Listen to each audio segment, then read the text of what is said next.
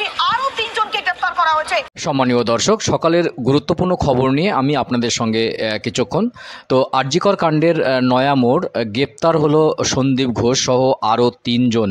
আরজিকরের প্রাক্তন অধ্যক্ষ সন্দীপ ঘোষকে গ্রেপ্তার করলো সিবিআই।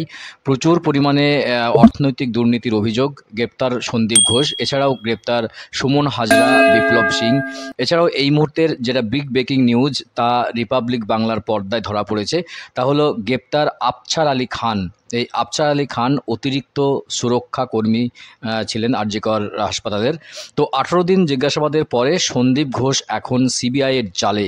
সামগ্রিক চিত্রটা আমরা দেখব রিপাবলিক বাংলার পর্দায়, যা দেখে আমি অবাক হয়েছি এবং আপনাদের সেই ভিডিও অবশ্যই শেয়ার করব, গ্রেপ্তারের ছবি শেয়ার করব। তো চলুন বিস্তারিত আপডেট দেখে নিয়ে যাক। যদি ভিডিওটি ভালো লাগে অবশ্যই চ্যানেলটি সাবস্ক্রাইব করে পাশের ঘন্টাটি বাজিয়ে রাখবেন এই ধরনের লেটেস্ট এবং কারেন্ট আপডেট সবার আগে পাওয়ার জন্য, এবং বেশি বেশি করে লাইক এবং শেয়ার করতে একদম ভুলবেন না। চলুন বিস্তারিত আপডেট দেখে নেই। সিবিআইয়ের জালে সন্দীপ ঘোষ এবং আরও 3 জন, মোট 4 জন গ্রেপ্তার করলো সিবিআই। গ্রেপ্তার সুমন হাজরা, বিপ্লব সিং এবং আফছার আলী। আরো বিস্তারিত জানবো, সরাসরি নিউজ রুমে যাবো। আমাদের সিনিয়র এডিটর ময়ূক রঞ্জন ঘোষ রয়েছে আমাদের সঙ্গে। ময়ূক, আরো 3 জনকে গ্রেপ্তার করা হলো। একদমই তাই, এবং যে নামগুলো এই মুহূর্তে যাদের যাদের গ্রেপ্তার করা হয়েছে, 4 জনকে গ্রেপ্তার করা হয়েছে। এই মুহূর্তে গ্রেপ্তার করা হয়েছে সন্দীপ ঘোষ, 52 বছর বয়স, বিপ্লব হাজরা, 52 বছর বয়স, সুমন হাজরা, 46 বছর বয়স। এবং এই মুহূর্তের বিগ ব্রেকিং নিউজ, সন্দীপ ঘোষের পরে অতিরিক্ত সুরক্ষা কর্মী হিসেবে যে কাজ করত আফছার আলী খান, 44 বছর বয়স, security to doctor Sandip Ghosh, তাকে গ্রেপ্তার করা হয়েছে বলে এই মুহূর্তে সূত্রের খবর। এই মুহূর্তে যে 4 জনকে গ্রেপ্তার করা হয়েছে তার মধ্যে থেকে আবারও বলছি, সন্দীপ ঘোষ যিনি এক্স প্রিন্সিপাল ছিলেন, বিপ্লব সিংহ 52 বছর বয়স, ভেন্ডার ছিলেন, সুমন হাজরা ভেন্ডার, 46 বছর বয়স, এবং আফছার আলী খান 44 বছর বয়স, additional security to Sandip Ghosh. এই মুহূর্তে সন্দীপ ঘোষকে গ্রেপ্তার করা হয়েছে অর্থনৈতিক তছরূপ মামলায়, অর্থনৈতিক দুর্নীতি মামলায়, আর্থিক দুর্নীতি মামলায়।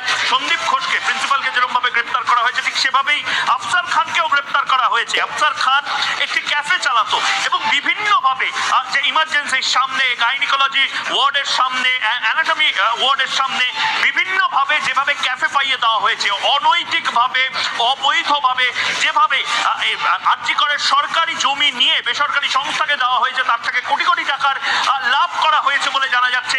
এই মুহূর্তে যে খবর আমরা পাচ্ছি, সন্দীপ ঘোষ, যাকে ইতিমধ্যে গ্রেপ্তার করা হয়েছে, সন্দীপ ঘোষের পাশাপাশি আরো 3 জনকে গ্রেপ্তার করা হয়েছে। আবারও বলছি, বিপ্লব সিংহর সাথে ওষুধ এবং অন্যান্য যে সমস্ত ব্যবসায়িক সম্পর্ক ছিল, সেই ব্যবসায়িক সম্পর্ক সন্দীপ ঘোষের ছিল। বিপ্লব সিংহের পাশাপাশি যেভাবে সুমন হাজরা, দুজনেই মেডিকেল ওয়েস্ট ম্যানেজমেন্টের যে করাপশন জানা যাচ্ছে, সেই ওয়েস্ট ম্যানেজমেন্ট করাপশনের অংশ ছিল কিনা সেটাও আমরা বিস্তারিত বলবো। এবং আফছার খানকে আমরা এর আগেও দেখেছি, আমি পিসিআরকে বলবো, আফছার খানের সেই ভাইরাল ভিডিও যেখানে ডেপুটি সুপারকে আফছার খান হুমকি দিচ্ছে, যেখানে প্রিন্সিপালকে আফছার খান হুমকি দিচ্ছে, মমতা বন্দ্যোপাধ্যায়ের নাম করে যে অতিরিক্ত সুরক্ষা কর্মী আরজি করে কাজ করত, দাদাগিরি করত, সেই আফছার খানকে গ্রেপ্তার করা হয়েছে। অর্থাৎ যিনি মুখ্যমন্ত্রীর নাম করে, মুখ্যমন্ত্রীর ফোন নাম্বার নিয়ে ধমকাতেন, চমকাতেন, সেই মুখ্যমন্ত্রী, আমরা জানি না মুখ্যমন্ত্রী আফছার খানের ওপরও আশীর্বাদের হাত ছিল কিনা, কিন্তু আফছার খান গ্রেপ্তার হয়েছে। আমি পিসিআরকে বলবো পৌলমী, যে এই মুহূর্তে আফছার খানের যে ভাইরাল ভিডিও, সেই ভিডিওটি আরেকবার শোনানোর জন্য কিন্তু এই মুহূর্তে যে খবর, 4 জনকে গ্রেপ্তার করা হয়েছে। তার মধ্যে থেকে সন্দীপ ঘোষ বাদে যে ভয়ঙ্কর যে চরিত্রটি ছিল সঞ্জয়, যেরকম সিভিক ভলেন্টিয়ার হয়ে ধমকাতো চমকাতো, ঠিক সেভাবেই আফছার খান যে ধমকানি চমকানি মুখ্যমন্ত্রীর নাম করে আর্জি করে দিতে, একবার শুনে নেব।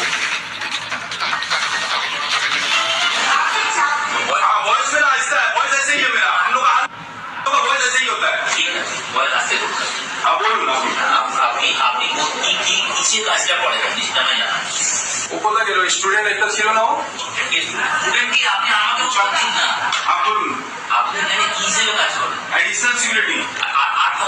দিদি পাঠিয়েছে আমাকে।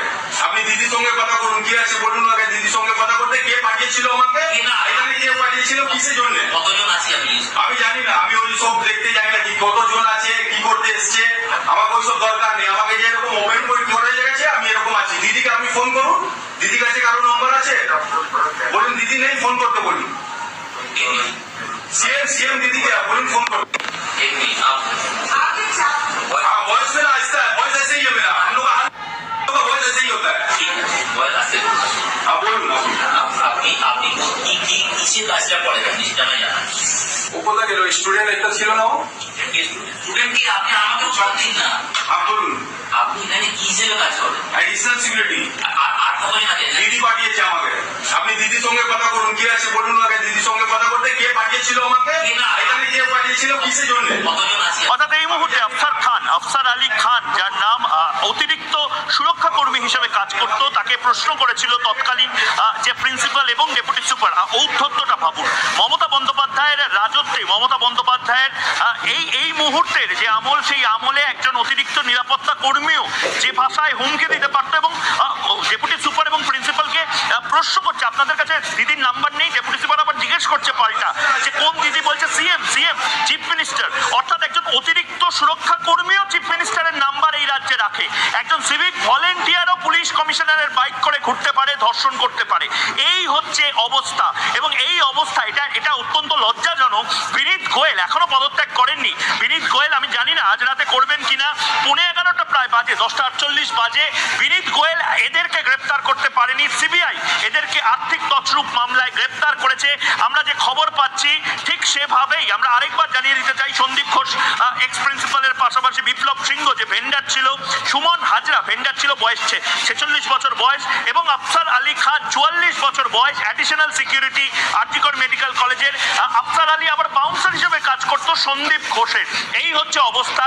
এদেরকে কিছুক্ষণের মধ্যেই মেডিকেল করতে নিয়ে যাওয়া হতে পারে বলে আমরা সূত্র মারফত জানতে পারছি এবং এটাও জানতে পারছি হয়তো এনফোর্সমেন্ট ডিরেক্টরেট, এটাও বড় ব্রেকিং হতে পারে, এনফোর্সমেন্ট ডিরেক্টরেট এর পরে হয়তো এই গোটা মামলাটা টেক ওভার করতে পারে, কারণ আর্থিক তছরূপ এবং দুর্নীতির যে মামলা, সেই মামলা তার জাল আরো গভীরে থাকতে পারে। এটা হিমশৈলের চূড়া মাত্র, কারণ এর নিচে বা এর ওপরে সিন্ডিকেট, যে সিন্ডিকেটের কথা বলা হচ্ছে হেলথ সিন্ডিকেট, কোটি কোটি টাকার দুর্নীতি শুধুমাত্র বোধহয় আরজিকরে থেমে থাকবে না।